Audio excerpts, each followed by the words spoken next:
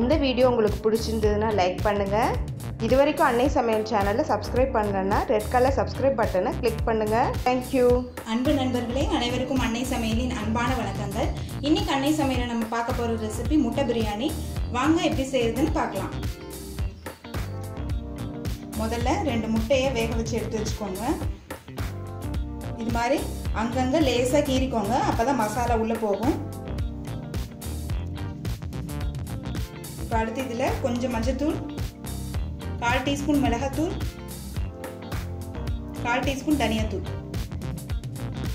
கொஞ்சமாக உப்பு. இப்போ இதில் கொஞ்சமாக தண்ணி தெளிச்சுக்கலாம்.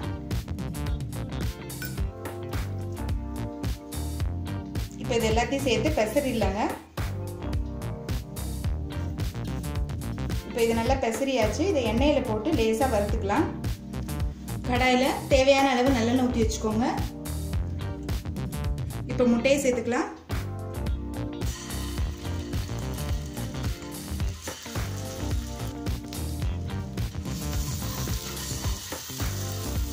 இப்போ 1 நிமிஷம் ஆயிடுச்சுங்க. முட்டையை எடுத்து தனியாக வச்சுக்கலாம். ஒரு கடாயில் தேவையான அளவு எண்ணெய் ஊற்றி வச்சுக்கோங்க. முதல்ல 2 பட்டை, 2 கிராம்பு, 2 ஏலக்காய், ஒரு பிரியாணி இலை, 1 டீஸ்பூன் சோம்பு.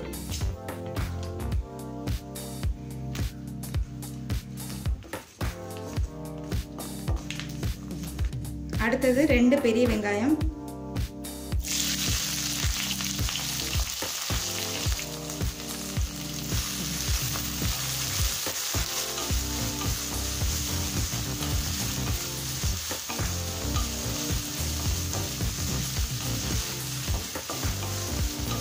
இப்போ வெங்காயம் நல்லா வதங்கிடுச்சு.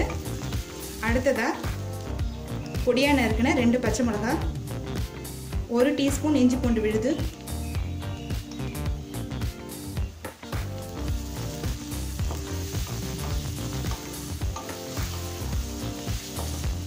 அடுத்து 2 தக்காளி சேர்த்துக்கலாம்.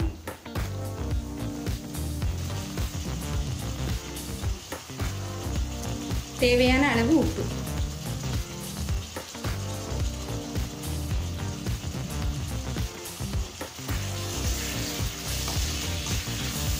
தக்காளி நல்லா வதங்கிருச்சு. அடுத்து 1/4 டீஸ்பூன் மஞ்சள் தூள், 1 டீஸ்பூன் மிளகாத்தூள், 1/2 டீஸ்பூன் தனியாத்தூள். இப்போ இது எல்லாத்தையும் சேர்த்து நல்லா கலரிக்கலாம். நம்ம பச்சை மிளகாய் போட்டிருக்கோம், அதுவும் இல்லாமல் ஏற்கனவே முட்டையில் கொஞ்சம் மிளகாத்தூள் போட்டிருக்கோம். அதனால நான் கொஞ்சமாக காரம் போட்டிருக்கேன்.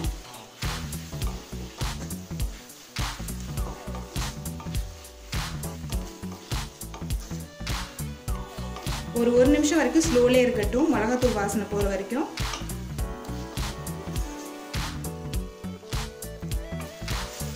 இப்போ 1 நிமிஷம் ஆயிடுச்சு. மிளகாத்தூள் வாசனை எல்லாம் போயிடுச்சு.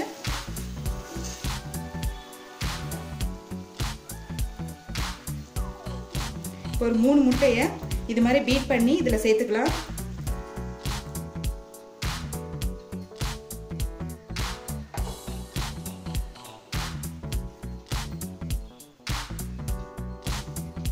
ஒரு நிமிஷம் ஸ்லோலே இருக்கட்டும்.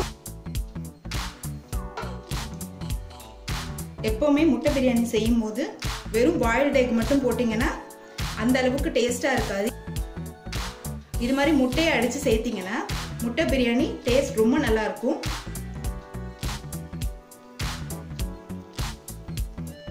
இப்போ நல்லா கிளறிக்கலாம்.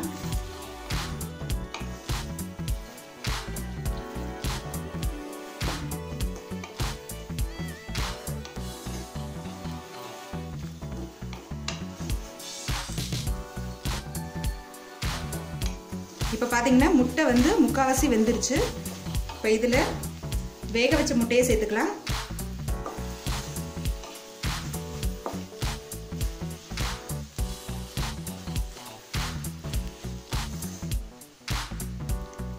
இப்போ அடுத்தது உதிரி உதிரியாக வடித்த சாதத்தை இதில் சேர்த்துக்கலாம்.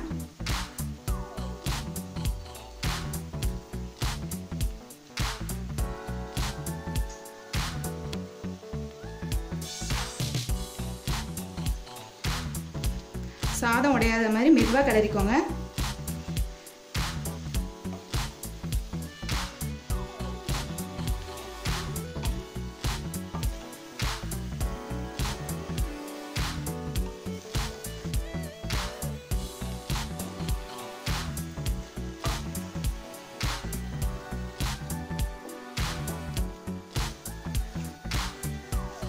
நீங்கள் குக்கரில் செய்கிற முட்டை பிரியாணியை விட இந்த பிரியாணி ரொம்ப சுலபமாக செஞ்சிடலாங்க. இப்போ எல்லாத்தையும் நல்லா கிளறியாச்சுங்க. கொஞ்சமாக கொத்தமல்லி இலை தூவிக்கலாம். இப்போ சுவையான முட்டை பிரியாணி ரெடி ஆகிடுச்சுங்க. ரெசிபியை ட்ரை பண்ணி பாருங்கள், கண்டிப்பாக உங்களுக்கே பிடிக்கும். ரெசிபி பிடிச்சிருந்ததுன்னா வீடியோவை லைக் பண்ணுங்கள், கமெண்ட் பண்ணுங்கள், ஷேர் பண்ணுங்கள். இது வரைக்கும் அன்னை சமையல் சேனலை சப்ஸ்கிரைப் பண்ணலன்னா சப்ஸ்கிரைப் பண்ணுங்கள். தேங்க்யூ.